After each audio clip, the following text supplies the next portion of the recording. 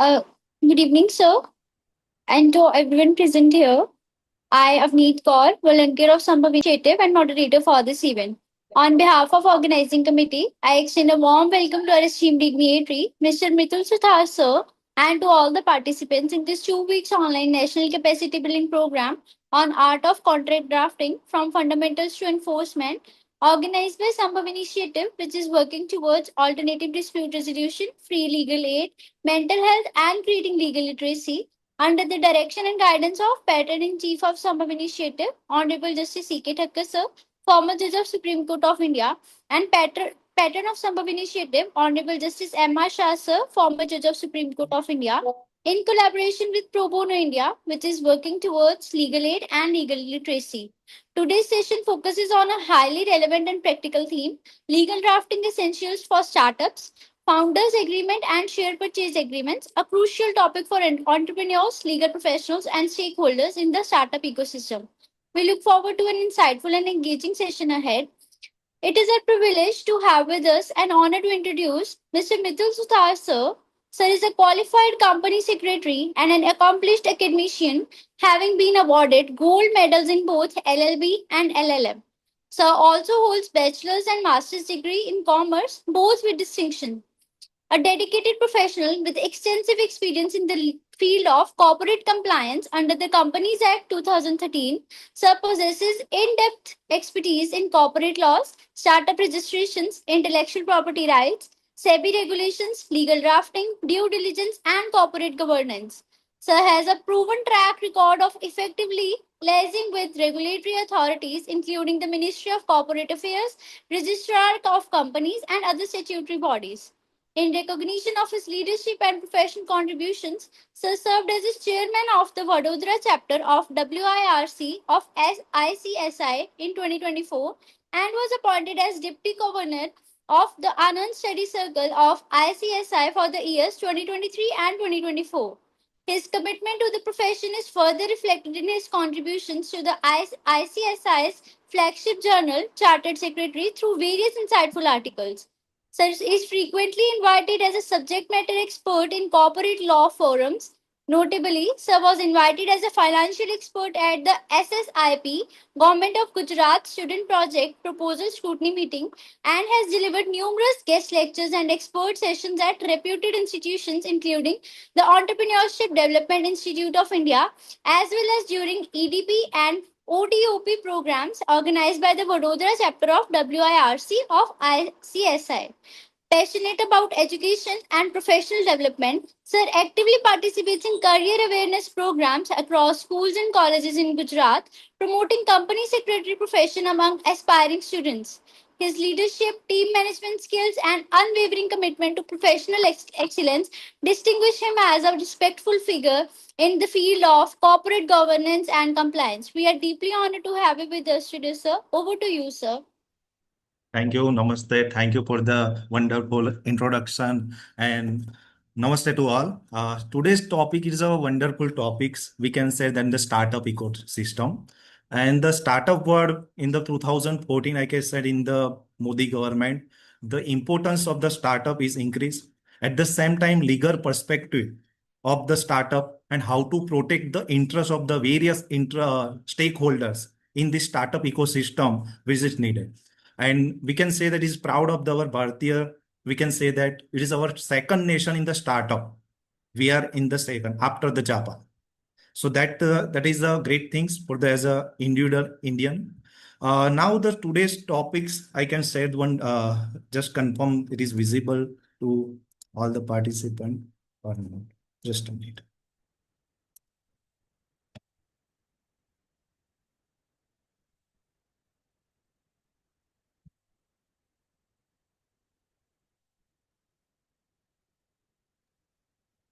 Yes, visible.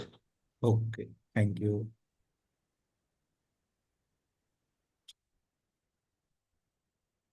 Okay. Today's topics regarding the founder agreement and share purchase agreement and why it is important. For the, as already said, the protection of the interest of the various stakeholders and protection by the law, protection by the enforcement. That's called agreement and contract. So that importance of the legal document in startup ecosystem, first of all, why it is needed. So first of all is clarity of our right, responsibility and our role. What is our right and responsibility as a founder, as a co-founder, as a promoter of the any XYZ company? We are opening the any company. Then what is our role and responsibility? We are mutually agreed between the two or more parties. So the clarity of right, role and responsibility we need to define and mention in the founder agreement. Generally, what happen in the normally that founder होता है, दो founder, they start the business, उन्होंने business start किया, वो उसका क्या role responsibility है formalise नहीं होता है, उनको ओरली पता है कि हमको क्या करना है क्या नहीं करना है whatever, but there is no any formal agreement. So it is advisable to execute the formal founder agreement between the all the promoter and founder, any one or two or many parties जो associate है उसमें. So it is advisable for the clarity of role, right and responsibility. And the decision making authority कौन रहेगा, तो all the things closes भी next slides and पूरा जो session हमारा है उसमें हम देखेंगे कि कौन से क्लोजेस होते हैं, तो हमको मेंशन करना है. और एक चीज बोलना चाहूँ, जो फाउंडर अग्रीमेंट है ये बिफोर द इनकॉर्पोरेशन होता है, आफ्टर इनकॉर्पोरेशन फाउंडर अग्रीमेंट होता नहीं है. इट इज द कब वो एग्जीक्यूट करना चाहिए, तो before the applying the name application और the proceeding of the incorporation to the Ministry of Corporate Affairs. It is a correct and competent authority for the formation of the entity, either LLP company. So that is a authority of the Ministry of Corporate Affairs. So that founder agreement बनाना चाहिए, वो है decision making पता चलेगा, various closes का हम देखेंगे. Then legal documents क्यों बनाएंगे, तो avoidance of the legal any kind of the problem in the future, and we can mitigate the any kind of the misconception or misunderstanding between the parties and founders. So we need to execute the founder agreement, including the dispute resolution कैसे होगा. तो 1996 जो है उसके according जो भी हमारा arbitration mediation का क्लोज है वो भी हमको डालना है, जैसे नॉर्मल कॉन्ट्रैक्ट एक्ट रहता है. मैं बोलूंगा जो फाउंडर अग्रीमेंट है उसके अंदर द इंडियन कॉन्ट्रैक्ट 1872 आएगा, और जो शेयर परचेस अग्रीमेंट है उसके अंदर डिपेंड करता है कि कितने शेयर होल्डर है, और उसके अंदर कंपनीज एक्ट आएगा. इनकेस फॉरेन शेयर होल्डर है तो फेमा का कंप्लाइंस आ जाएगा. तो वैसे इनकेस लिस्टेड कंपनी है तो सेबी का कंप्लाइंस आएगा, प्रायर अप्रूवल जो भी कंसर्न स्टॉक एक्सचेंज पे लिस्टेड है. तो डिपेंड ऑन द अग्रीमेंट कौन सा उसको एक्ट एप्लीकेबल है, कौन सा उसको रेगुलेशन एप्लीकेबल है, अथॉरिटी एप्लीकेबल है, वो डिफाइन होता है. Right. So the avoid any legal dispute in the future, वो just made some disturbance in the my computer. I just need 2 minutes.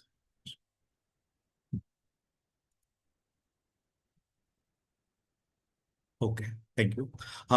The second is avoidance of the legal dispute. Then third, this document for the preparation of the FA or SPA. FA stands for Founder Agreement and SPA stands for Share Purchase Agreement in our discussion, further discussion. Third is building the investor confidence and regulatory compliance. By the execution of these agreement documents, legal documents, the third party, including the we are the very in the safe कि हमारा एक formal agreement हुआ है, हम तो confidence हो गए founder, as well as जो हमारे इन्वेस्टर हो गए, थर्ड पार्टी इन्वेस्टर इंक्लूडिंग जो अदर कनेक्टेड स्टेक होल्डर्स है, दे बिल्ड द कॉन्फिडेंस कि चलो एक फॉर्मल वे में, चलो एक ऑर्गेनाइज वे है. ऐसा नहीं कि आज विचार आया और दो फाउंडर एक प्राइवेट लिमिटेड कंपनी ओपन कर दिया. They consider as a confidence, they organize way में हम अपना एक स्टार्टअप चालू कर रहे हैं ऐसा लगेगा. और एक दूसरी स्टार्टअप वर्ड में यूज कर रहा तो बोलना चाहूंगा, कोई भी ऐसा नहीं बोलता कि हमने स्टार्टअप शुरू किया. स्टार्टअप का फॉर्मलाइजेशन तब होता है जब स्टार्टअप इंडिया जो DPIIT है उसके अंदर हम रिकॉग्नाइज होते हैं, तब हमको स्टार्टअप बोला जाता है. और स्टार्टअप के लिए ओनली 3 एलिजिबल एंटिटी है, वो है प्राइवेट लिमिटेड कंपनी या फिर LLP लिमिटेड लायबिलिटी पार्टनरशिप और रजिस्टर पार्टनरशिप. वो तीनों लोग ही DPIIT में स्टार्टअप इंडिया में वो रजिस्टर हो सकते हैं, उससे सिवा कोई नहीं हो सकता. और अदर क्राइटेरियाज भी है, तो दैट इज वो स्टार्टअप के लिए एलिजिबल है. ऐसा नहीं कह सकते एक ही पर्सन है और हमने स्टार्टअप शुरू कर दिया, unless until they are private company register with the DPIIT. हम बात कर रहे थे इन्वेस्टर कॉन्फिडेंस बढ़ेगा, रेगुलेटरी कंप्लायंस भी एक अच्छा हमारा जो टाइमलाइन क्या होगा वो हम उसमें डिफाइन कर सकते हैं FPA के अंदर. ड्यू डिलीजेंस एज अ, आपको पता होगा कि कोई भी हम चीज, कोई भी any event, we are the any execution, before that we are the formal process, legal process for the identifying, checking and verification of the all kind of the aspects, internal external aspect, that's called due diligence process. And the regulatory compliances उसका हम करेंगे, right? Then fourth is a, why it is legal document we need to exert the clarity on the ownership. Ultimately owner कौन रहते हैं? Company होती तो share holder रहता है, लेकिन डायरेक्टर्स कहते हैं हमारा हमारी हमारी ओनरशिप है, ऐसा नहीं। हाँ, वन पर्सन और director can become a share holder, बहुत सेम हो सकते हैं, तो बोल सकता है मेरी ओनरशिप है। डायरेक्टर बोल सकते हैं वो हमारा, बोर्ड ऑफ डायरेक्टर बोल सकता है, मैनेजमेंट बोल सकता है कि it is our the control, हम इसका ऑपरेशनल कंट्रोल, मैनेजरियल कंट्रोल करते हैं, but the virtue of the ownership वो होता है सिर्फ शेयर होल्डर के पास। मेरा just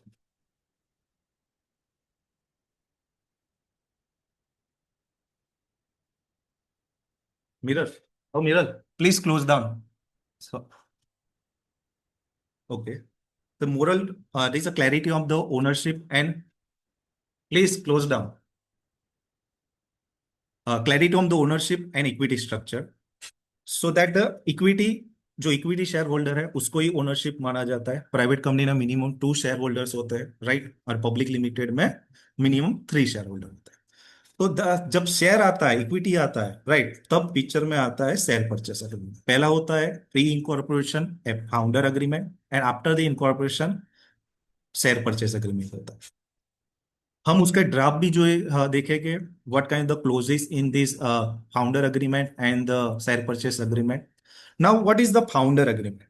it is a formal legal documents among the startup co-founder, outlining the various rights, responsibility, obligation to mitigate any future dispute, or we can say mitigate or remove any, mitigate the any dispute on the, and define the business operation, क्या किसका scope रहेगा वो define, उसको एक legal document होता है। वो as per हमारे द इंडियन कॉन्ट्रैक्ट 1870 को अकॉर्डिंग बनता है, उसका एक नोटरी करवाना रहता है, that's it. There is no any need to submit with any authority, ROC, ministry of corporate में उसको कोई फाइलिंग की रिक्वायरमेंट होती नहीं है। ये सिर्फ लीगल अंडरस्टैंडिंग फॉर्मली हम एग्जीक्यूट करते हैं हमारे रिकॉर्ड के लिए, एक अच्छे गुड गवर्नेंस के लिए, सेट ऑफ प्रैक्टिस के लिए। Now what is the founder agreement clauses? कौन कौन से क्लोजेस पॉइंट्स आएंगे उसके अंदर? So that is preamble. कोई भी जैसे हमारा नॉर्मल कोई भी कॉन्ट्रैक्ट अग्रीमेंट बनता है तो इसके अंदर जो रोल्स रिस्पॉन्सिबिलिटी आते हैं, जो भी एक परफॉर्मा होता है वो ये तो है ही, लेकिन based on the title of the execution of the particular agreement उसको क्या अट्रैक्ट हो गए मेन बॉडी में, वो चेंज होता है। द रिसाइटल, उसके अंदर क्या हम लिखते हैं, the background of the startup, startup का क्या बैकग्राउंड होने वाला है, and purpose of the agreement, ये अग्रीमेंट का पर्पस क्या है, एक स्कोप क्या रहने वाला है, और इस कंपनी क्या एक्टिविटीज करती है, तो उसका आ जाएगा, और क्या करने वाली है, बिकॉज ये बिफोर द इनकॉर्पोरेशन होता है। सो दैट वो बोल सकते हैं कि टू बी कंपनी, ऐसा वर्ड यूज कर सकते हैं, टू बी कंपनी वर्ड करके वो अपना स्टार्टअप को प्रोनाउंशियस और लिख सकते हैं। देन डेफिनेशन, तो अपने कंपनी का मतलब क्या रहेगा, फाउंडर का मतलब क्या रहेगा, फाउंडर 3 पार्टनर है तो फाउंडर है, founder first party, second party, और अलग अलग डेफिनेशन रहेगी। शेयर हो गया तो शेयर का क्या डेफिनेशन, तो कंपनीज एक्ट के अकॉर्डिंगली उसका जो डेफिनेशन वो लिखा जाएगा। सैलरी, तो सैलरी का, तो हर एक टर्म जो इंपॉर्टेंट डेफिनेशन, जैसे कोई भी एक्ट होता है तो उसका सेक्शन 2 रहता है, कलम 2, दैट इज अ डेफिनेशन। तो डेफिनेशन से पूरा एक्ट का हमको पता चलता है कि इसका मीनिंग, टर्मिनोलॉजी, परिभाषा क्या है। तो similarly in the agreement also the any technical term जो रहते हैं मेन, उसका डेफिनेशन पूरा लिखना अच्छा रहता है। देन फाउंडर अग्रीमेंट में रोल्स एंड रिस्पॉन्सिबिलिटीज जो है वो डिफाइन किया जाता है, हर एक फाउंडर की क्या रोल रिस्पॉन्सिबिलिटी, इधर सीईओ बनेगा, सीटीओ बनेगा, सीओ बनेगा, chief executive officer, chief operating officer, chief technology, इनके साथ तो टेक्नोलॉजी कनेक्टेड है, और आज के कोई भी बिजनेस हो उसमें टेक्नोलॉजी आता है, सो सीटीओ बन सकता है, और any other as per the customization between the founders. और जो फाउंडर अग्रीमेंट है वो कस्टमाइज होता है as per there founders requirements, और जो शेयर परचेस अग्रीमेंट होता है उसका स्टैंडर्ड रहता है, लेकिन उसमें सर्टेन हम कस्टमाइजेशन कंडीशन प्रेसिडेंट होता है उसके अंदर कर सकते हैं। कंडीशन प्रेसिडेंट क्या है उसका भी हम देखेंगे जब एसपीआई। देन इक्विटी स्ट्रक्चर क्या रहेगा, जो मेन है, इक्विटी स्ट्रक्चर मैंने पहले बोला कि it is a define the ownership rights. तो शेयर होल्डिंग परसेंटेज क्या रहेगा? मानो कि 2 पर्सन है, they open the private limited company as the director, first first director cum share holders, मानो कि 50-50% है, तो हम बिफोर द इनकॉर्पोरेशन हम लिखते हैं कि टू बी कंपनी जो बनेगी उसमें डायरेक्टर रहेगा ये, राइट, और उसका प्रॉफिट शेयरिंग या इक्विटी शेयरिंग जो है हमारा वो ये रहना। सो दैट, एंड कौन सा कैपिटल कंट्रीब्यूशन, इधर इक्विटी शेयर कैपिटल है 1 लाख है तो 50,000 वो लाएगा, 50,000 वो लाएगा as a paid up share capital. So capital के भी टाइप्स है, authorize share capital, paid up share capital, right, issued करते हैं then paid up share capital होता है। सो दैट इज कैपिटल, वो उसका डिफाइन करते हैं हम वो agreements, right, because as per the companies act जब भी कंपनी इनकॉर्पोरेट होता है तो within 60 days we need to issue the share certificate to the concern share holders, so that वो कंप्लाइंस भी करना है। हम फॉर्मलाइज वे में ही वो एक एग्रीमेंट भी एग्जीक्यूट करते हैं। कंपनीज एक्ट तो है ही। देन वेस्टिंग द शेड्यूल्स, जो शेयर है तो हम किसको कितने शेयर देने वाले, इक्विटी स्ट्रक्चर के अकॉर्डिंगली वो वेस्टिंग ऑफ द शेड्यूल आता है। देन इंटेलेक्चुअल प्रॉपर्टी असाइनमेंट, जो शेयर परचेस एग्रीमेंट होता है उसके अंदर इंटेलेक्चुअल प्रॉपर्टी कहां पर भी there is no need to mention anywhere, आता ही नहीं है। लेकिन फाउंडर एग्रीमेंट है, उसका कोई इनोवेशन है, उसका कुछ ना कुछ समथिंग न्यू है, they can protect their right by virtue of this agreement. और this is very important for the intellectual property protection under the concern IPR act, either trademark or patent copyright concern जो भी है। So all the IP created by founder it is vested, transfer करना पड़ेगा उसको, company को हम करेंगे और कंपनी ही उसको अप्लाई करेगी ट्रेडमार्क के लिए, या करेगी, या फिर जो भी कंसर्न अथॉरिटीज है उसके लिए कॉमन फाइलिंग करेगा, और वो करेगी कंपनी बाई वन और टू ऑथोराइज पर्सन के साथ। लेकिन वो उसका इंटेलेक्चुअल प्रॉपर्टी राइट है, क्योंकि कंपनी का परपेचुअल सक्सेशन रहता है, राइट। फाउंडर होते हैं हम, मानो कि फाउंडर कौन रहते हैं, इंडिविजुअल रहते हैं, तो हो सकता है उसका डेथ हो, we are not, we are human being, ठीक है। तो कंपनी का परपेचुअल सक्सेशन रहता है unless until wind up by the court order और वॉल्यूंटरी वाइंड अप करते हैं। सो उसका एक बेनिफिट मिलता है, कंपनी के नाम से हम या फिर कोई लीगल एंटिटी के नाम से हम आईपीआर फाइल करते हैं। तो उसका एक आईपी का एक डिक्लेरेशन और इसका अंडरस्टैंडिंग, उसका रोल कैसे रहने वाला है पूरा डिफाइन डिटेल में करते हैं। Then decision making and voting rights, ये भी एक ऑपरेशनल एस्पेक्ट्स है कि हम वोटिंग कैसे मैकेनिज्म, वो तो इक्विटी शेयर के अकॉर्डिंग जो होता है वही, लेकिन कोई बिजनेस डिसीजन रहेगा तो उसके अंदर कैसे वोटिंग करेगा, कैसा रहेगा इंटरनल स्ट्रक्चर, फ्यूचर में कैसे हम ऑपरेट करने वाले हैं, वो भी फाउंडर एग्रीमेंट के अंदर डिफाइन किया जाता है। उसके अंदर वो भी हम डिसीजन कर डिफाइन कर सकते हैं कि कितना हमारा एसओपी क्या रहने वाला है, ठीक है, वो भी हम डिफाइन करेंगे as per the concern SOP approved by the board of director from time to time. उसके अंदर आपको डिसीजन लेना है और एक्ट करना है, वो भी फाउंडर एग्रीमेंट में लिख सकते हैं, ओपन एंडेड वर्डिंग। वो लिख सकते हैं ऐसा भी कि decision making bye the board bye virtue of passing board resolution, ठराव पास करके, या विद कंसेंट ऑफ द अनोमसली, ऐसा कुछ ना कुछ हम लीगलाइज वे में भी उसको लिख सकते हैं, राइट। देन फाउंडर एग्रीमेंट दूसरे कौन से क्लोज आता है, exit and termination.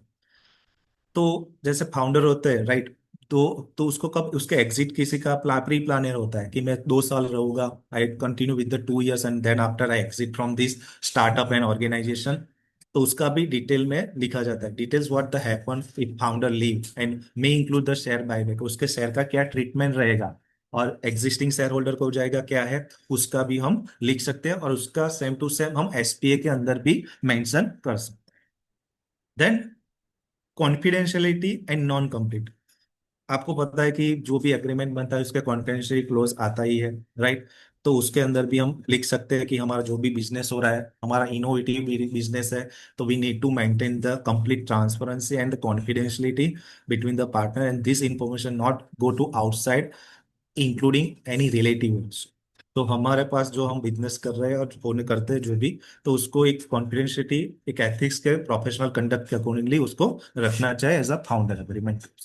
Then dispute resolution, हर एक एग्रीमेंट में होता है कि टू और मोर पार्टीज म्यूचुअली अग्रीड होते हैं, लेकिन certain time, not every time, हमारे फैमिली में ही ले लो, राइट, तो हर एक के व्यूज इंडिविजुअल टू इंडिविजुअल अलग रहते हैं।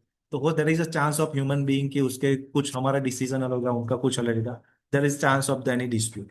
सो that is the arbitration mediation का क्लोज हम डाल सकते हैं। कौन से लोग के कौन से जुडिक्शन में कौन सी लैंग्वेज में आर्बिट्रेशन प्रोसीडिंग होगा, कितने आर्बिट्रेशन हो गए, वो तो according to arbitration conciliation act ही होगा, लेकिन उनके कौन से लोकेशन से चाहिए तो वो पूरा डिस्क्राइब अपने आप दोनों म्यूचुअली कर सकते हैं। नाउ बात करते हैं एसपीए की, share purchase agreement. Founder agreement pre incorporation बनता है, और share purchase agreement after incorporation of the entity बनता है, प्राइवेट लिमिटेड या पब्लिक और एलएलपी होने के बाद। What is the share purchase agreement?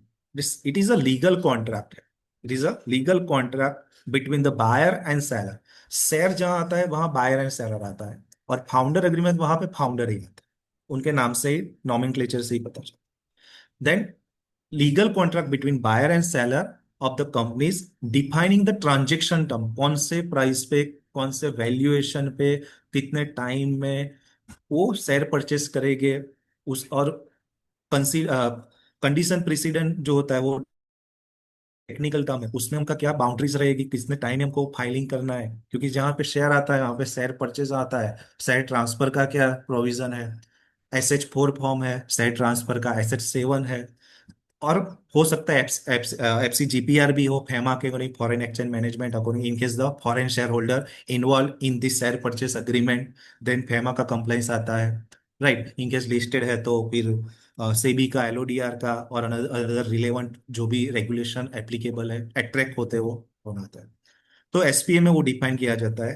Warranties, in case failure होता है तो क्या इंडेमनिटीज वारंटीज रहेगी, और उसको इस एसपीए को कैसे क्लोज किया जाए। नाउ बात करते हैं की clauses, important clauses, essential clauses in the startup agreement, that is SPA में क्या रहेगा। तो पहले आता है पार्टीज, राइट। तो buyer seller and the company, that is parties रहेगा। रिसाइडर, तो जैसे भी फाउंडर अग्रीमेंट, कंपनी का बैकग्राउंड और क्या एक्टिविटी रहने वाली, सिमिलरली इसके अंदर यहाँ जो अग्रीमेंट बना रहा है उसका रेशियोनल कैसे रहना, क्या पर्पस है इसका, protection of the each share holder mainly, तो राइट, एंड कंपनीज फ्यूचर पर्सपेक्ट उसको प्रोटेक्ट करने के लिए, and provide the background of the transaction, transaction कैसे, कब, कितने परसेंटेज में, कितने वैल्यूएशन में, कब होगा, वो डिटेल्स होता है, कितने इन्वेस्टमेंट और एक्वायर एक्विजिशन होगा। Then terminal, technical terminology, that is definition, वो भी हम डिफाइन करते हैं पैरे में। स्पेसिफिक मीनिंग है टू द लीगल टर्म, जो लीगल टर्म है। देन है purchase consideration, without consideration null and void ही है। तो परचेस कंसिडरेशन कितना होगा, कितने शेयर के अगेंस्ट, तो total investment amount and the price per share, right, and specified the total amount the payable, कौन सी बैंक में वो क्रेडिट करेगा, वो भी आइदर NEFT, RTGS, वो पूरा purchase consider bye virtue of normal banking channel के थ्रू ही लेना है, तो वो भी हम डिफाइन करते हैं डिटेल्स में। देन कंडीशन प्रेसिडेंट मैंने बोला, तो list of the obligation of the concern parties, जो पार्टीज ऊपर हमने डिफाइन किया, buyer seller and concern companies के, तो लिस्ट ऑफ द ऑब्लिगेशन क्या रहेगा, क्या अप्रूवल्स रहेंगे। FCG पर फेमा का अप्रूवल है, फॉरेन इन्वेस्टर है तो, फॉरेन बायर सेलर है कोई तो। देन अप्रूवल्स की बात करें तो SH4 जो फाइल करते हैं, ये तो नॉर्मल फिजिकल फाइलिंग है, but in case of the demat में है तो फाइलिंग रिक्वायरमेंट है SH4 and SH7 also, in case the increasing authorize share capital needed.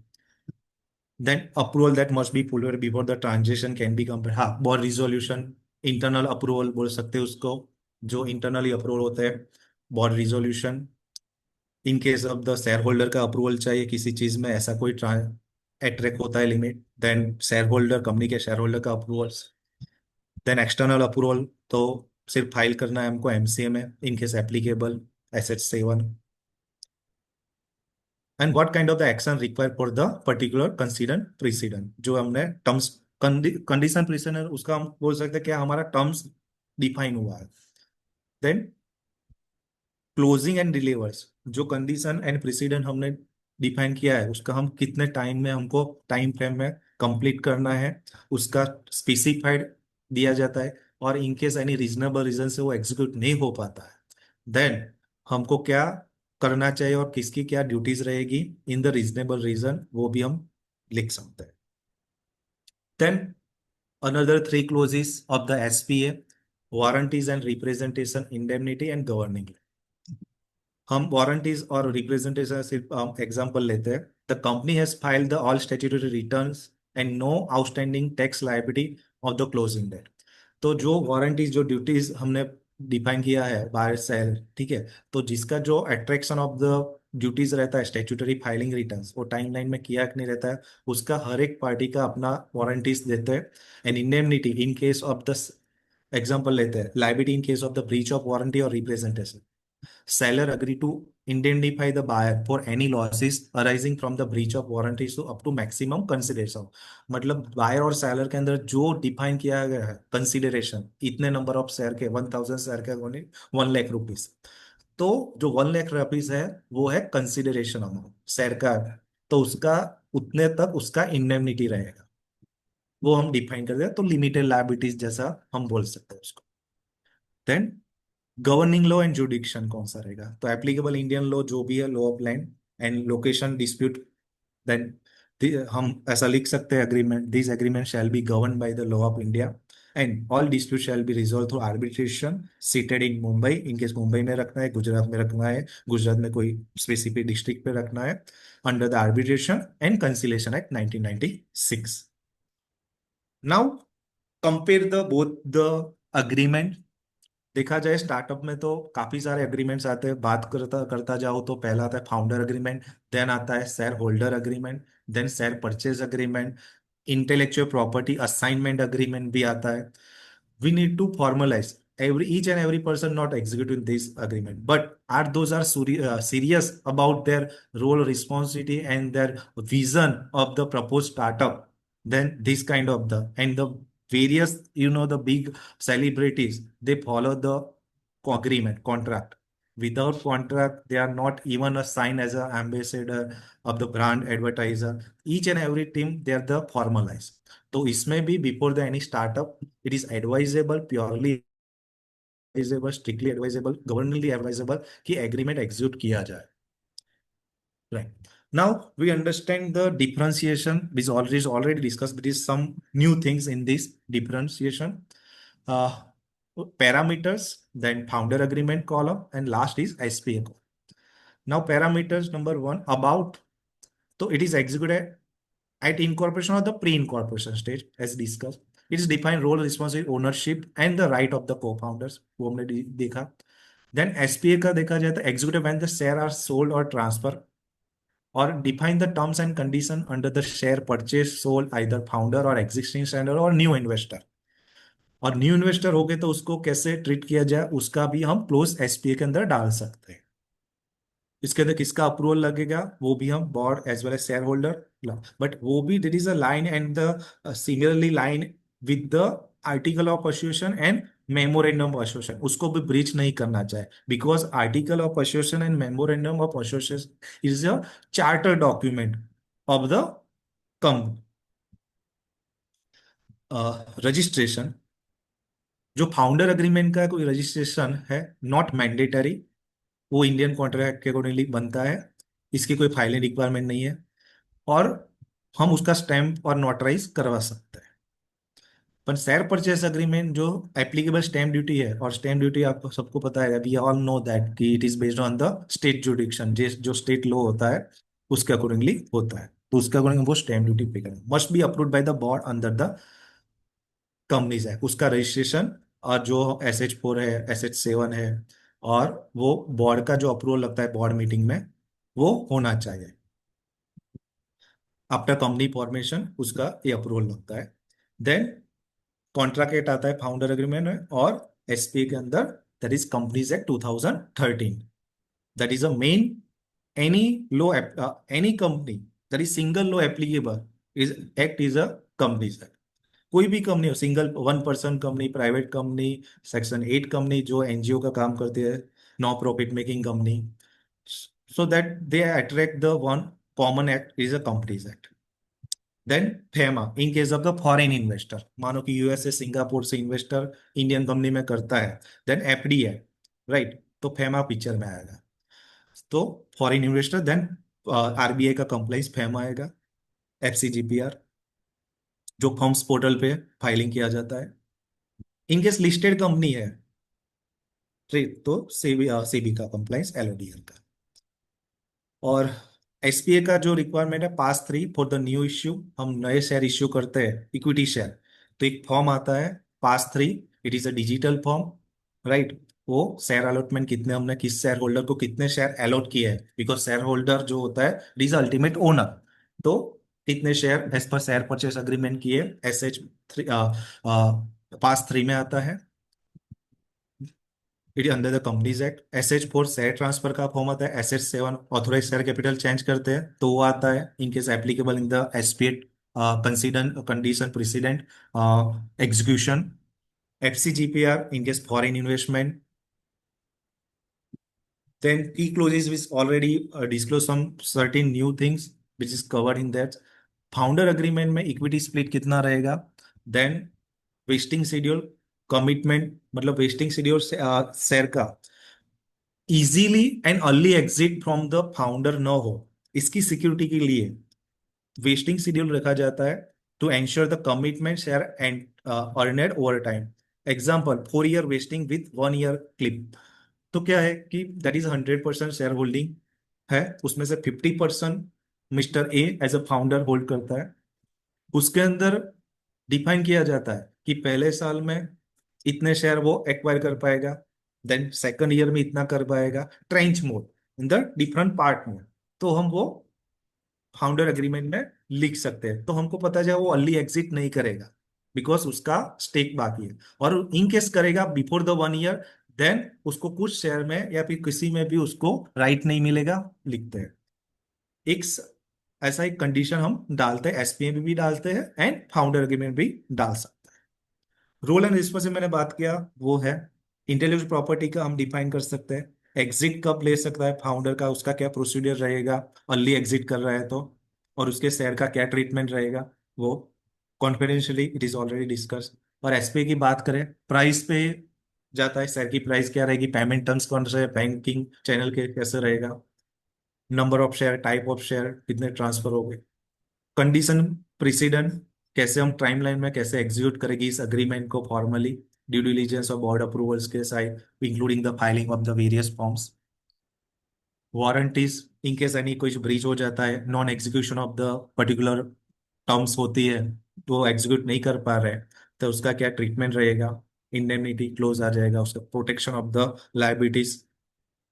Then completion of the formalities, मैंने बोला एसएच फोर जो शेयर ट्रांसफर का form है उसमें ट्रांसफर एंड ट्रांसफरी का डिटेल्स फॉर्म में आता है including stamp duty, board resolution, PAS three filing. और ये जो फॉर्मेलिटीज है वो कंप्लाइंसीज है कंपनीज में कि हमको ये करना पड़ता है in the case of the share transfer. Then last 2 points, IP assignment वो फाउंडर अग्रीमेंट में मैंडेटरी है। मैंने देखा जाए तो वहां पे लिखा नहीं है, बट मैं एज अ एग्रीमेंट ड्राफ्ट करो तो वो मैंडेटरी इंक्लूजन रखूंगा, भले ही वो इसका इनोवेशन हो या ना हो, या फ्यूचर में ऐसा कुछ इनोवेशन डेवलप करे तो उसका वो प्रोटेक्शन होगा। सो मैंडेटरी ऐसा डालना ही चाहिए कि founder must assign all the IP created for the company for the creating the boost for the investor also, वो डालना। ऐसा IP assignment share purchase agreement में उसका एक ही इंटेंशन है, शेयर का क्या ट्रीटमेंट होगा, इसीलिए शेयर परचेज का अग्रीमेंट बनता है। कस्टमाइजेशन लेवल, हम as per our requirement, as per our need, हम क्या चेंजेस कर सकते हैं, कैसे वो फ्रेम कर सकते हैं legal documents founder agreement. It is highly customize based on the co founder arrangement, उसके क्या अरेंजमेंट है, क्या नीड है, based on that concern person founders can customize and prepare their idea. मतलब वो तो प्रिपेयर नहीं, they we are all the professional in the this forum, वो हमको अप्रोच करते हैं, बेस्ड ऑन दैट हम उसको अंडरस्टैंड करते हैं उसकी requirement, then we suggest the draft various points and based on the 2 or 3 hour discussion between the founder, we finalize these founder agreements. Then share purchase agreement में generally standard format रहता है, but customization रहता है based on the condition president, क्या understanding रहने वाली है, क्या बाउंड्रीज रहने वाली है, किसका कितना स्कोप रहने वाला है शेयर परचेस का, राइट। उसका स्कोप ऐसा नहीं होना चाहिए कि हमारी ऑथोराइज शेयर कैपिटल 50 लाख है और हम 1 करोड़ की बात करें उधर। So within the framework of the article of association, within the framework of the companies act, वो हमको शेयर परचेस अग्रीमेंट बनाना रहता है। Now we see the draft, sample draft and simple draft of the founder agreement and share purchase agreement. Word file.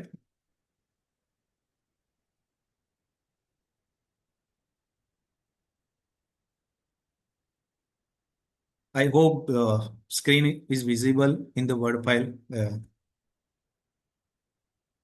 Can anyone please confirm? Yes, yes, yes. Yes, thank you. Thank you. This is a founder agreement and title देते हम, right? Then normal agreement का starting रहता है. This founder agreement made and enter into so and so place, so and so date, city, right? And between the parties, जो parties कौन कौन से है, यहाँ पे 3 पार्टी लिया है, 3 फाउंडर लिए हैं। एग्जाम्पल, इनका पान कार्ड लिखना है, हम आधार कार्ड भी लिख सकते हैं, बट लास्ट 4 डिजिट है उसको ही मेंशन करना है। रिमेनिंग जो डिजिट है we need to cross out considering the privacy, और पान नंबर भी हम मेंशन कर सकते हैं। That is a first party, then second party and third party. तो that's called collectively we can say that they are the founders and individually they are founder. Then recitals, उसका क्या, whereas करके founder expressly that mutually intent, mutually word आना चाहिए। Then establish and promote the private limited company, right, under the Companies Act, and engaging the कौन सी business activity उसकी रहने वाली है, सॉफ्टवेयर डेवलपमेंट कंपनी है, जो भी बिजनेस एक्टिविटी है वो बिजनेस क्लोज जो है वो लिख सकते हैं। Then founder entering into agreement govern their relationship in connection with the ownership management। तो ये अग्रीमेंट है ownership management capital contribution duties responsibilities and other related matters concern of the proposed company, मतलब होने वाली है उसकी कंपनी का। तो ये पूरा डिफाइन करता है, इसका ऑब्जेक्ट स्कोप पता चलता है। Then in consideration of the mutual promise and the detail intending to the legal bound hereby the founder agrees, जो ऐसा अग्री हुए हम नीचे की बातों पे एज फॉलो। मैंने बोला लीगल टर्म में डेफिनेशन जो है, तो कंपनी का मतलब क्या है, कॉन्फिडेंशियल इंफॉर्मेशन, तो उसका क्या मतलब है डेफिनेशन। वेस्टेड शेयर, उसका क्या मीनिंग रहेगा, राइट। तो क्लोज 3 ऑफ दिस अग्रीमेंट के अंदर हमने वो डिफाइन किया है। और any other based on the customization and the case to case basis हम वो डेफिनेशन ऐड कर सकते हैं। देन आता है equity ownership and capital contribution कितना रहना। तो एक टेबल बना सकते हैं, हम नाम लिख सकते हैं इसके अंदर, राइट। और share holding percentage 33.33, 33.33।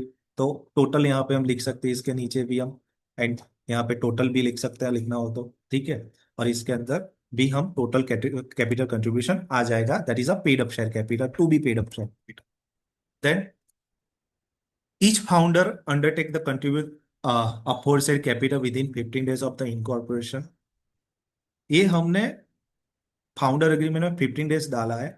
As such requirement तो हमको शेयर सर्टिफिकेट इश्यू करने की है विद इन 60 डेज, और विद इन 30 डेज उसका capital contribution current account open हो जाना चाहिए company after the company formation. ये कैपिटल कंपनी के करंट अकाउंट में वो आनी चाहिए, right? So each founder undertake to contribute aforesaid capital within 15 days of the incorporation of the company and opening of the current bank account, right? Then after the receiving of the subscriber money, paid up capital, company need to issue the share certificate to the shareholders. Then any changes in the shareholding post incorporation shall be subject to mutual written consent of the all founders। Incorporation के क्या बात यहाँ पे लिखा है इतना है, ठीक है, 33,000 पॉइंट जो भी, और इसमें कोई चेंज होने वाला है तो उसका हम लिख सकते हैं एक सेपरेट अग्रीमेंट बनेगा और अंडरस्टैंडिंग होगी उसके अंदर, और वो अग्रीमेंट हो सकता है share purchase agreement. Then third point हो सकता है role and responsibility of the founder. Is already discuss, founder है इधर assume they are the CEO responsible for the overall strategy, fundraising, business development, founder B CTO technology लेकर development advancement, then founder C chief operating officer, that is operational financial human resource related function, और that is the sample draft. आप उसके जो भी role define करेंगे as per their skill and excellence, that is can be customize, highly customize. Then special role and duties क्या रहेगा वो भी हम लिख सकते हैं ऑफ द ऑल फाउंडर, वो भी हम लिख सकते हैं that is a separate role and responsibility, right. हम ऐसा होता है कॉमन ड्यूटीज भी डाल सकते हैं अंदर, एक पॉइंट 3.3 ऐसा भी डाल सकते हैं, कॉमन रोल एंड ड्यूटीज, वो भी हम डाल सकते हैं। Then wasting of the equity, right, जो मैंने बोला कि फर्स्ट साल 20%, 25%, नेक्स्ट 4 years का जैसा टर्म रहता है, 25 डिवाइड करें तो the all share issued the founder shall subject to 4 year vesting period with the 1 year from the date of the incorporation, and no share of the vested in the founder exit the voluntary, और जो with in the 12 month of the company formation exit लेता है तो उसको कोई share नहीं मिलेगा इन the case of the first director come subscriber in this company. वो डायरेक्टर भी है एंड सब्सक्राइबर ही है, और वो निकल रहा है due to any reason, whether reasonable or any kind of the reason, तो उसको जो शेयर होल्डिंग का राइट है वो नहीं मिलेगा, क्लियरली डिफाइन करेगा। और जो जिस उसके शेयर है उसका क्या ट्रीटमेंट होगा, मानो कि 2 साल के 12 मंथ के बाद करता है तो उसके 25 शेयर हुए, 100 का डिवाइडेड बाई 4 करो, 25% शेयर हुए, 1 year कंप्लीट किया तो उसको 25% मिला, राइट। देन वो एग्जिट करता है ड्यू टू एनी रीजन, तो उस 25% शेयर का क्या होगा, इसका ट्रीटमेंट का हम इसके अंदर मेंशन कर सकते हैं।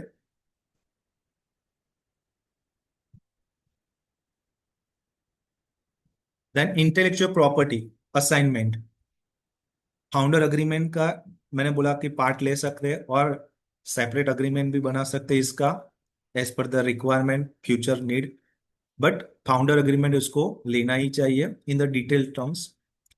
वो भी लिखना चाहिए क्या बिजनेस एक्टिविटी करने वाला है, और to be produce, to be product और एनी ऐसा इनोवेटिव सर्विस भी हो तो उसको इधर as per the business activity of the to be company वो डालना चाहिए।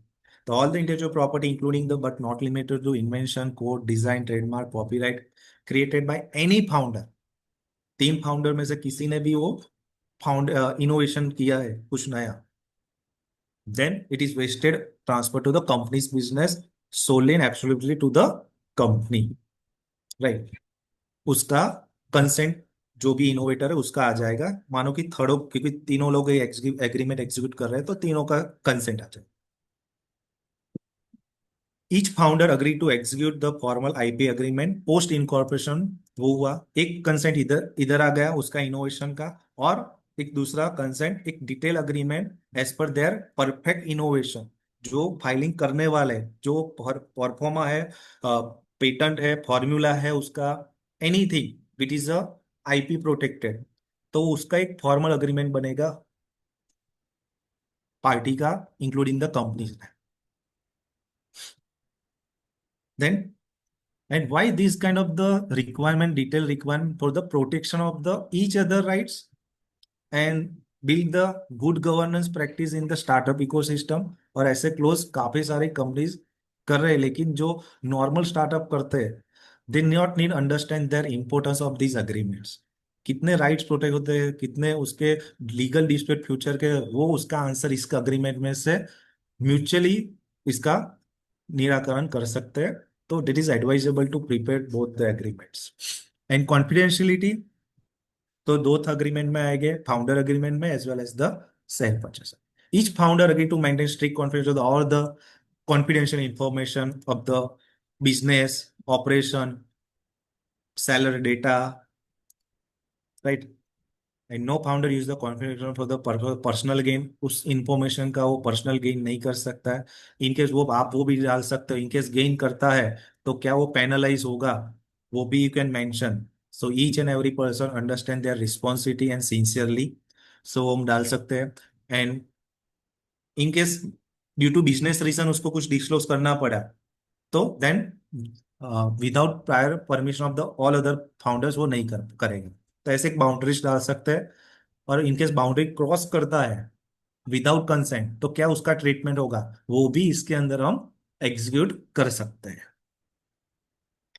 Then non compete clause example, for a period of 2 years following termination of the association with the company, no founder shall be directly, indirectly engaged in the company's business। जैसे हम कोई भी employ job करता है, employer employ की relationship होते हैं, तो नॉर्मली ऑर्गेनाइजेशन ऐसा एक टर्म्स डाल ही देता है कि आप, हम जो बिजनेस कर रहे हैं, हम जो एक्टिविटीज कर रहे हैं, ऐसा आप बिजनेस एक्टिविटी नहीं कर पाओगे, ऐसा अग्रीमेंट करते हैं। लेकिन काफी सारे ऐसे वर्डिक भी है, एज पर कॉन्स्टिट्यूशन हम राइट टू बिजनेस है, फ्री ट्रेड कर सकते हैं। तो ऐसे वर्डिक भी है कि इस एग्रीमेंट, इस क्लोज का डिस्प्यूट भी हो सकता है, बट एज अ प्रैक्टिस हम डाल तो सकते हैं। This clause survive the termination exit of the founder from the company. Okay, then exit clause, जो फाउंडर है, हो सकता है कि दर इज प्री डिसाइडेड कि मैं 2 साल या 3 years I connected with this company, I perform my role as per the founder agreement, and I left from this exit my all the responsibilities and what is my right and ownership right transfer to the another company, उसका क्या exit treatment रहेगा वो define होता है। So in case of the founder wish to exit the company, he or she shall provide to 30 days prior notice. इसमें 30 days लिखा है, but आप 10 days लिख सकते हो, 45 days लिख सकते हो, 30 days वर्किंग डेज भी लिख सकते हो, पर एज पर द रिक्वायरमेंट और अंडरस्टैंडिंग और need of the end requirement of the founders. Any unvested share जो है एग्जिस्टिंग फाउंडर, तो उसका फॉरफिट होगा क्या, कंपेंसेशन मिलेगा, तो वेरियस सिनारियोस का क्लैरिफिकेशन हम उसके अंदर डाल सकते हैं। Then remaining founder shall have first right to refuse to purchase. मानो कि 3 फाउंडर है, 3 शेयर होल्डर है, 1 पर्सन उस टर्म्स के अकॉर्डिंग एग्जिट हो रहा है, तो उसका 33.33 शेयर है, और उसका जो भी ट्रीटमेंट है वो क्या होगा, तो फाउंडर नंबर ए है वो बी को देगा या फिर सी को देगा, या पहले देगा फाउंडर बी को, लेकिन फाउंडर बी रिफ्यूज करता है कि मेरे को नहीं लेना, देन फाउंडर बी लेगा, सी लेगा, तो उसके अकॉर्डिंगली वो डिफाइन करता है। देन डिस्प्यूट रिजोल्यूशंस, हमने जैसे देखा कि any dispute arising out of or in connection with this agreement or business connection from this agreement resolved amicably through initial internal discussion। Then any dispute or any concern regarding the then arbitration accordingly as per the arbitration and conciliation act, हम उसको करेंगे amended from time time. उसका कौन सा venue रहेगा, कौन सी language रहेगी, ठीक है, तो हम वो डिफाइन करते हैं, लिख सकते हैं। ये जो फाउंडर एग्रीमेंट बनने वाला है, तो उसके अंदर कौन से लॉ है, एग्रीमेंट कंपनीज एक्ट आ गया, राइट, तो गवर्निंग लॉ कौन सा रहेगा, और इट इज ऑल्सो बोल सकते हैं इंडियन कॉन्ट्रैक्ट एक्ट के अकॉर्डिंगली, या फिर स्पेसिफिक रिलीफ भी हम लिख सकते हैं, जो भी एक्ट के अकॉर्डिंग प्रोटेक्शन मिलता है हमको, वो लिख सकते हैं, this document it is a protected under so and so section and as per the act, ऐसा लिख सकते हैं। और कौन सा जुडिक्शन भी हम लिख सकते हैं कि यही जो जुडिक्शन, मानो कि आनंद है, वडोदरा है, अहमदाबाद है, तो वो अकॉर्डिंग टू फाउंडर रिक्वायरमेंट, और कंपनी का जहाँ पे रजिस्टर ऑफिस रहता है, जनरली कंपनी का जहाँ पे रजिस्टर ऑफिस रहता है वहाँ का ही होता है, subject to jurisdiction of this matters. Then condition precedent,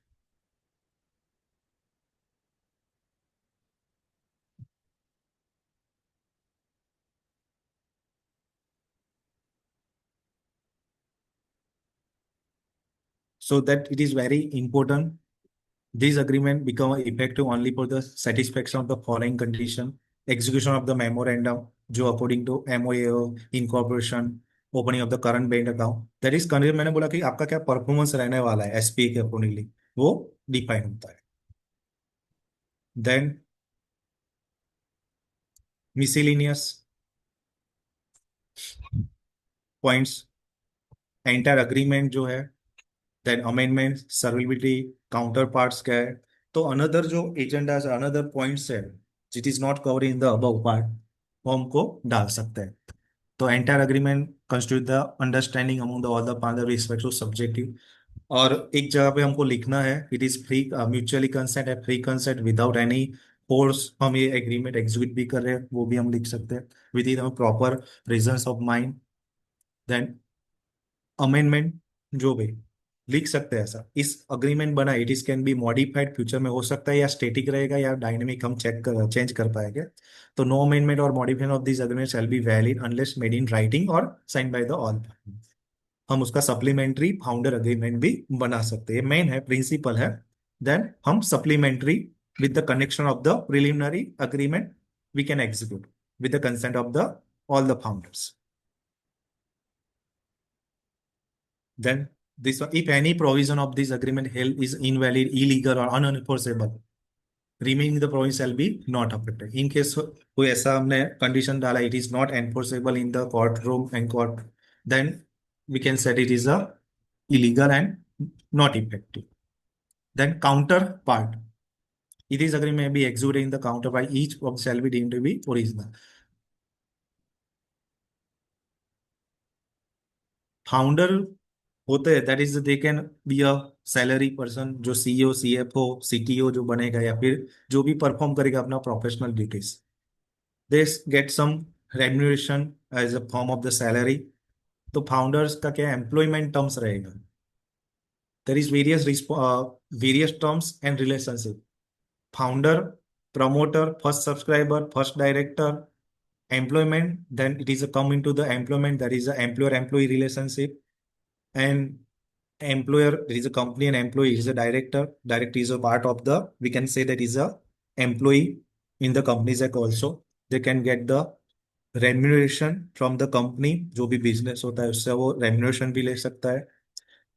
तो उसका क्या एम्प्लॉयमेंट कॉन्ट्रैक्ट बोल सकते हैं, to be employment contract before the incorporation of the company और एस्टेब्लिशमेंट, क्या एम्प्लॉयर एम्प्लॉय का रिलेशनशिप रहेगा फॉर द फाउंडर पर्सपेक्टिव, तो वो भी हम फाउंडर एग्रीमेंट में मेंशन क्लियर कर सकते हैं। या फिर ऐसा लिख सकते हैं आफ्टर इनकॉर्पोरेशन ऑफ कंपनी हम एक डिटेल एम्प्लॉयमेंट टर्म्स डिफाइन करेंगे, वो भी हम लिख सकते हैं। लेकिन प्री डिफाइन होता है, माइंड सेट क्लियर रहता है कि ये मेरी डिटेल्स और इतना मैं सैलरी लूंगा, इतना हमारा टर्नओवर होता है, तो they we can mention in the initial stage also. Each founder agree to work full time with the company in their designated role and they shall not engage in the other company and employment. जैसे employer employ के जैसे agreement बनता है contract, वैसे ये content है। Remuneration कितना रहेगा, सीईओ का, सीटीओ, फाउंड पर एक फाउंडर का सिमिलर भी हो सकता है, अलग भी हो सकता है। और any revision on the remuneration shall be mutually decide by the all founder approved by the board meeting. हो सकता है हर बार ऐसा लिख दिया तो आपको हर बार सप्लीमेंट्री अग्रीमेंट बना की जरूरत नहीं है, bye virtue of the board meeting, board जितने भी फाउंडर है तो उसका बोर्ड मीटिंग बना के भी वो अग्रीमेंट एग्जीक्यूट करने की जरूरत नहीं, if we mention in this agreement, mention किया है हमने ऐसा अग्रीमेंट। देन इक्विटी ईसॉप्स भी होते हैं, आपको एम्प्लॉय स्टॉक ऑप्शन, तो उसका भी हम मेंशन कर सकते हैं कि apart from the salary company हम उसको कितना शेयर हम वो ले सकता है as a employ, right. Then it is not mandatory, it is optional, डालना तो डाल सकते हैं एज पर देयर रिक्वायरमेंट, लेकिन इसका एक ईसॉप्स पॉलिसी अलग से बनाना पड़ेगा, देन आफ्टर वो हो पाएगा। रीइंबर्समेंट, और मानो कि कोई भी बिजनेस ऑपरेशन के लिए फाउंडर है, बिजनेस ऑपरेशन के लिए, बिजनेस डेवलपमेंट के लिए one place to another place जाता है, देन उसका कंपनी के लिए जो एक्सपेंडिचर होता है वो कैसे रीइंबर्स करेगा, उसका एक एसओपी जो है वो भी रेडी है, तो यहाँ पे डाल सकता है या फिर लिख सकता है as per from time to time approved by the management, जो एसओपी है इसका वो क्लेम भी कंपनी से कर सकता है वो फाउंडर, राइट। तो each founder shall entitle to reasonable reimbursement, अब ये रीजनेबल का क्या डेफिनेशन उनको टर्म लेना है उस पे जाएगा। For the expense incurred in the course of the official duties subject to submission of the valid bills and internal approval procedure। तो इंटरनल अप्रूवल प्रोसीडर वो इंटरनली डिस्कस होता है, from time to time change होता है by the board, उसको approve करता है, right, board meeting के थ्रू, वो हम लिख सकते हैं। देन वॉल्यूंटरी वाइंडिंग अप कब होगा, जब फाउंडर अग्रीमेंट बनता है तभी हम वाइंडिंग अप का भी हो सकता है किसी के माइंड में, और वो लिख सकता है, उसका भी एक डिटेल प्रोसीजर लिख सकता है कि वॉल्यूंटरी जाएंगे, कैसे जाएंगे। कोर्ट ऑर्डर होता है तो जाना ही पड़ता है, लेकिन वॉल्यूंटरी जाएंगे, कौन सी सिचुएशन हम वॉल्यूंटरी वाइंड अप में जाएंगे, कौन कौन सी कंडीशन हमारी रहेगी तो हम जा सकते हैं, वो लिख सकते हैं। एंड लास्ट में अदर आपको कोई पॉइंट्स, आपको founder they need a customization, then we need to extend this version of the founder agreement. And the last में in witness their according to another, जो अग्रीमेंट्स में रहता है, फाउंडर के नाम, full name, date of, date के साथ place भी लिखना रहता है, प्लेस भी लिखना है, founder B, founder C, and दो विटनेस के। So that is a sample and simple format of this founder agreement. Then we discuss the next share purchase agreement. This second document is after the formation. The technical terms and the requirement of the clause we already understand, but it is a version of the sample of the share purchase. Normally जैसे agreement शुरू होता है, agreement executed so and so date, place of the execution between the party, जो seller का नाम आएगा, इसके अंदर पार्टी रहेगी बायर सेलर, जो शेयर को बाई करने वाले हैं और सेल करने वाले, और किस किस कंपनी के शेयर, उसका कंपनी का नाम दिया। तो buyer and seller, then company ने, जो कंपनी एक्ट को अकॉर्डिंगली बनी गई है, और because after the company formation हम कर रहे हैं, इसीलिए हम कंपनी का सीन भी डालते हैं, क्योंकि कोई भी कंपनी बनती है जब certificate of incorporation once we receive from the ministry of corporate affairs, from the CRC, then one identification, जैसे हमारे इंडिविजुअल है, हमारा आधार कार्ड है, हमारा पान कार्ड है, similarly company is the artificial person separate legal existence, तो इसको एक यूनिक नंबर दिया जाता है, that is a corporate identification number, तो वो लिखना पड़ता है, right. we need to mention this CIN including their register office address, कौन से रजिस्टर ऑफिस एड्रेस पे वो उसका रजिस्टर ऑफिस है, वो लिखना रहता है। Then seller is a legal and beneficiary of the certain fully paid up, जो सेलर है, राइट, उसके इज ओरिजिनल ओनर, जो फर्स्ट सब्सक्राइबर है, उसकी details, seller wish to sell, और जो सेलर है और बायर है, two parties will be there, और सेलर का इच्छा है, there is wishes voluntary to sell और transfer, and buyer wish to purchase the share. That is simple buying and selling relationship on pre decided terms conditions set out in this. तो कौन सी विशेष है, दोनों की wish है, लेकिन set of criteria है, terms condition define है, उसके अकॉर्डिंगली वो होगा। और डेफिनेशन क्या, पर्पस क्या रहने वाला है, the consideration of the mutual transfer and undertaking intended to legally bound of the parties, all the parties. The definition क्या रहने वाली है शेयर परचेस अग्रीमेंट की, अग्रीमेंट का क्या मीनिंग है, वहां जहां जहां पर अग्रीमेंट है उसको समझना है share purchase agreement, including there schedule and annexure, हम पार्ट ए और एनेक्सर वन एनेक्सर टू भी डाल सकते हैं। ये अग्रीमेंट शेयर परचेस मतलब ऐसा नहीं कि only one buyer and one seller, it is possible to three buyer, one sell, three buyer and one seller, it is possible to one seller and three buyer. That is a vice versa also. So based on that schedule and annexer, we need to prepare as to case basis, right? Then share, तो share को equity share लेना है, fully paid up ही होना चाहिए, right. Face value क्या रहने वाला है, नॉर्मली 10 रुपीज रहते हैं, राइट, तो उसका फेस वैल्यू डालने रहते हैं। और जब ट्रांसफर करते हैं तो फेयर मार्केट वैल्यू डालना है, वैल्यूएशन के बेस पे डालना है, वो आता है। और रजिस्टर वैल्यू जो रहते हैं वो एक सर्टिफिकेट देता है कि इसकी मार्केट वैल्यू और डीसीएफ वैल्यू जो है उसके अकॉर्डिंग ट्रांसफर करना है। तो that is we need to mention. Consideration क्या रहने वाला है, right, as per the clause two, that is sale and purchase of share. Then purchase price क्या रहना है, that is consideration amount is already mention consideration.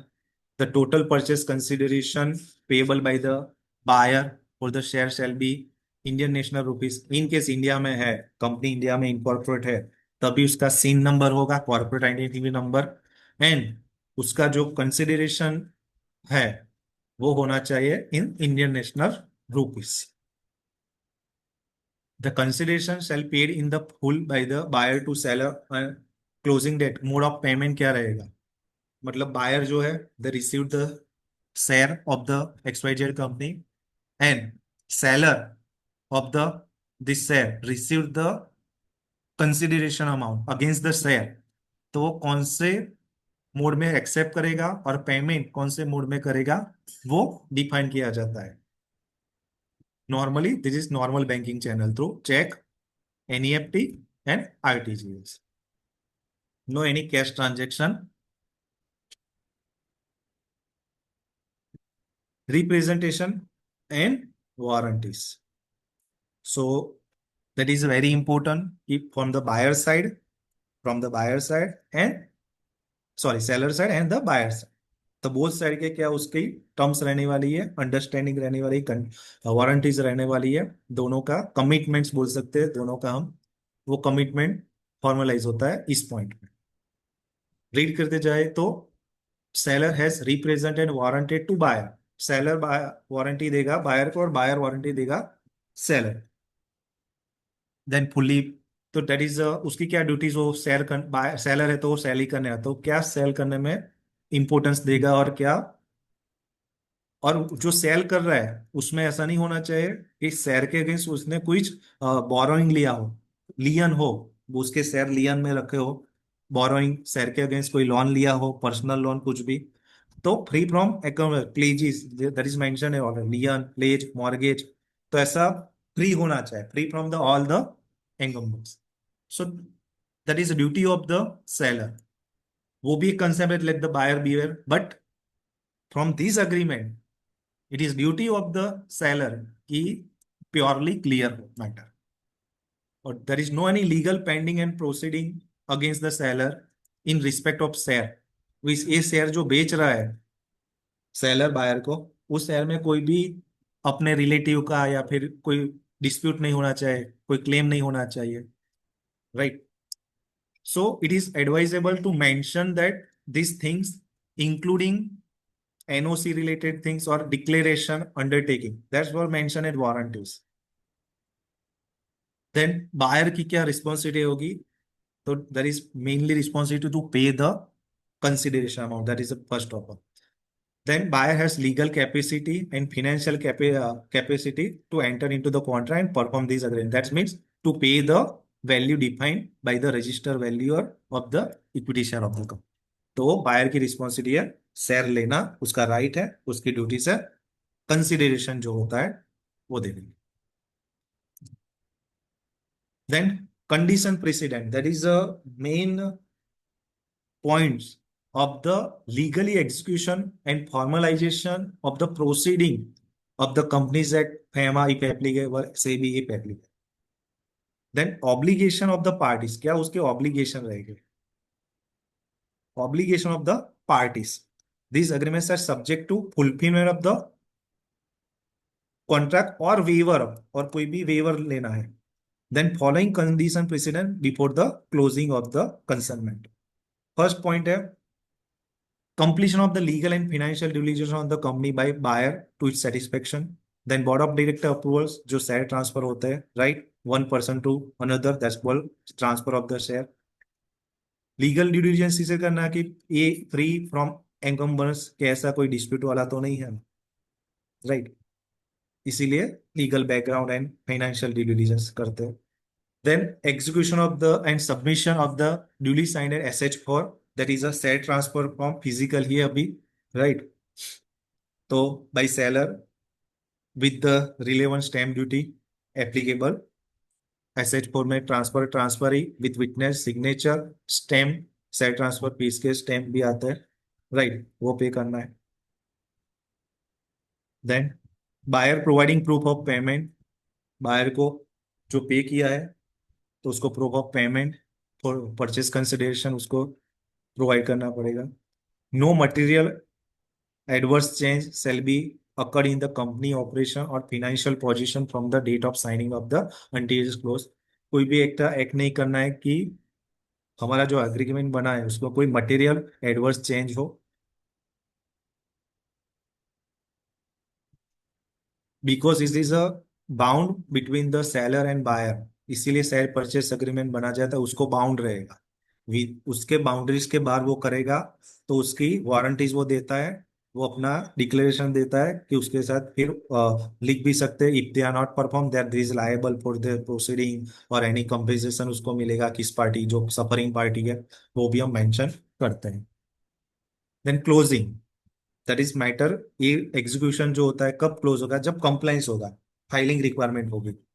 The closing of this transaction takes place on so and so date city, कब वो closing का होगा, that seller hand over the original sale certificate, there is a sale certificate, उसके आगे नाम लिखा होता है, सेल सर्टिफिकेट नंबर लिखा होता है, कंपनी का नाम सब कुछ होता है।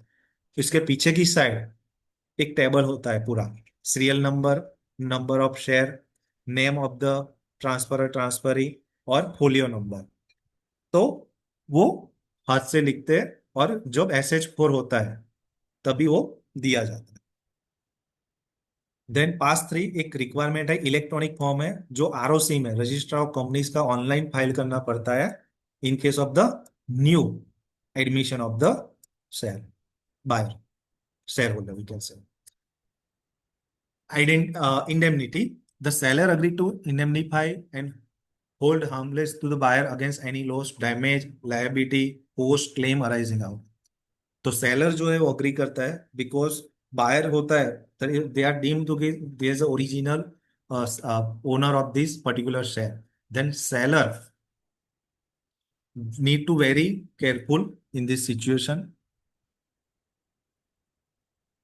Stamp duty, because each and every share transfer attract the stamp duty जो नॉर्मली 0.25 रहता है based on the state.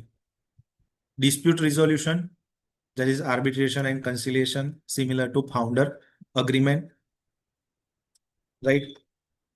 there is specified mention कि one arbitrator to mutually appoint by the parties, कैसा रहेगा, लैंग्वेज कौन सा रहेगा, प्लेस कौन सा रहेगा, right? Then governing law, that is already discussed in the founder agreement, similar to applicable to SPA। Miscellaneous provision, similar to, it is relevant to the founder agreement also, but it is a cover the buyer seller relationship related parts। And last, at witness thereof, similar to normal preparation of the document, जो concerned party के और witness का। So that is the sample of the documents, both documents। I stop the screen share। If any questions, uh, uh, this already Dr. Kalpesh sir mentioned in the at the 7:59. Any question from the participant, you can chat board option will be there. So you can ask any question regarding this for the startup, because the startup each and every day increase, but at the same time the formal understanding between the parties is also needed so that we can avoid and mitigate these dispute, and the startup will be run in the scale what we are started at the beginning stage or initial stage, what we are think about the start, why we started this company. So their objective and the moral and the frequency of the energy of the startup will be not minimized by the protection of our each and every party's rights. So, yes, participant, please raise your hand. Any uh, query, any remarks, anything from your side? Thank you, sir, for the feedback. Well, Any so for participant any want to breach, any where to file questions? the case? Like any breach of contract, so where to file case, how to file cases, shareholder agreement, and sorry, for In, the shareholder agreement, breach of contract, hmm. and one second. Okay, so both the agreement where to file case, any breach. So So normally, as per the civil procedure, we need to follow as per the civil procedure by okay, the agreed parties जो है, they're the for the they're mentioning the breach supporting documents के साथ, जैसे हम civil court में sue करते हैं, similarly we need to proceed। Okay. Even for the Companies Act, there is a one specific tribunal of the NCLT, National Company Law Tribunal, also there for the any operation and mismanagement related concern. Then National Company Law Tribunal in the Gujarat, Ahmedabad में है. So no need to wait for the lengthy procedure. The specific tribunal opened it under the Companies Act under the NCLT rules. So concerned agreed parties can approach to the NCLT by filing the under the operation and mismanagement related things. Okay, sir. Yes, any other question, participants?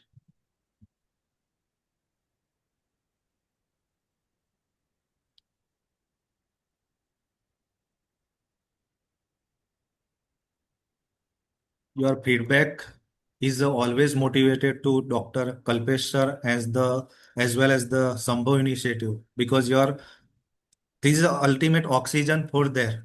हमारे लिए भी एक oxygen का काम करता है और doctor साहब के लिए और संभव इनिशिएटिव के लिए भी आपका participation just like blood in the body. तो Yes, आपका sir. पार्टिसिपेशन आपका साथ सहकार हमेशा ऐसे देते रहिए ऑर्गेनाइजेशन को. और जितने भी कोर्स ये जो ऑर्गेनाइजेशन लॉन्च करते हैं उसमें मैक्सिमम आप बेनिफिट लेते रहिए. आप any question from the participant I am happy to address. Yes, will participant ask any books from learn drafting startup related documents? So drafting, we can say that drafting related the books are also available, but drafting is we can say that is a art, or based on the we need to read and we can create. But there is many books available. You can search on the Amazon also. You can connect with the me. I also share the PDF of the materials. So you can study the startup related things. But in the startup, there is a word, but I always say that startup करना, उसको formalize में लाना और उसका recognition लेना, that is very important. We cannot say that we opened the company, we are startup. After the opening of the any entity, LLP, company or registered partnership firm, we need to approach DPIIT, Department of the Promotion to the Industry and Internal Trade. That is a authority under the Ministry of the Commerce and Industry. तो उसको हमको जाके startup India registration करवाना है. Then our organisation, our entity, our establishment is officially startup and they can entertain and avail the various benefits provided by the government, central government as well as the state government. 3 साल out of the 10 year you can select any 3 year tax exemption. So various benefits, no any labor law applicable to the concerned organization. So we need to understand these formalities from the beginning to end. Can we register with the Startup India and MSME Act as well as? Yes, both are the different. Startup India, it is for the purpose of the various benefits. So private limited company, LLP and register partnership firm, it is eligible to register as a startup if their business is innovated, if their business is employment generation, if their business or any product or service or product is innovation scalable. These things we need to put down in the detailed application to the authority DPIIT Startup India web portal. Then they approve our startup. And private company, LLP and registered partnership can also be registered with the MSME Act for the MSME Udyam registration. It is required for the various funding benefit, timely payment, because if we are the MSME registered vendor or the right, then receiver of the product or receiver of the service need to pay within 45 days of the payment of the our product or service. तो एक तो payment का benefit मिलता है, एक without any payment of fees, without any submission of the documents हमको वो मिल सकता है, right? So that is the various importance. Yes, can OPC can register as a startup? Yes, OPC is a categorized under the private company. It is categorized under the private company. And if this OPC is their business or services or product innovative, if there any value addition in the existing product or service, if there any their business is scalable and employment generation they can prove, then they can also be registered as a startup. OPC, one person company, for the interest from all the stakeholders connected over here. OPC matlab one person company can also register as a startup. Prashant, Yeah, I had a good. question. Is Actually, your last earlier question? Yeah. Okay. yeah. related to the IP assignment clause in the founders agreement. So there may be some complications in this. If say all the founders have to compulsorily assign their IP, so there may be some If they earlier. are agree, they are mutually agree, then they're not agree, then there is no any concern of that. No, but there may be some IP which has been developed earlier. So say foreground property and like which is likely to be developed later on as a part of the startup. So that they may need to assign compulsorily. But there Right. will, like say, background IP may be there. Let's say I am joining a founding founders team, and I have already developed some IP. So you So already secure your individually file you the yeah. IP So protection individually. So and there is no issue. If you want to share whether in the purpose of the royalty, or if you want to, then you can share. If you not want to share or develop new product with the collaboration of the to be company, then it is okay. But it is based on the case to case basis and as the wish of the ultimate innovator. yeah. So again, there may be some what is called side ground. Side means which is not related to the startup activity. So founder team may also have some IP of that type. Right, So right. Completely yeah. right, sir. So Perfectly I right. think everything may be explicitly mentioned in the agreement. Otherwise, Yes, it is explicitly mentioned in the detail. You can say this is a brainstorming activity before the preparation of the agreement, so that each and every aspect, whatever we as a professional we suggest, but they are want to some because they are also the innovator, they have to some ideas and need the protection, understand illegal formalization of the things, which will very effective way to protect each one interest. okay. Thank you. Thank you, sir. Yes. Yeah, dispute happens when business start growing. So then things start Yes, yes. And fighting for one IP. person, okay, so Siddharth Sharma asking in the chat book. So registration under the both will be most beneficial. Yes, it is. You are right. Registration under the both MSME तो हमको मिल जाएगा. There is no any approval needed. It is instant approval. But the startup registration, it's need around 1 week. Based on the our application and the eligibility criteria, authority is approving. So if we have got the approval from both, that is very great things. Sure. Thank you. So I think we are done with all the questions. So thank you very much, Mr. Mitul, for your insightful session and practical aspect that you discussed. Unfortunately, we have we have drafting and pleading paper, but it's very difficult to cover more and more, drafting. Because we have limitation. Maybe we discuss 30, but again, this kind of documents we do not discuss in classroom.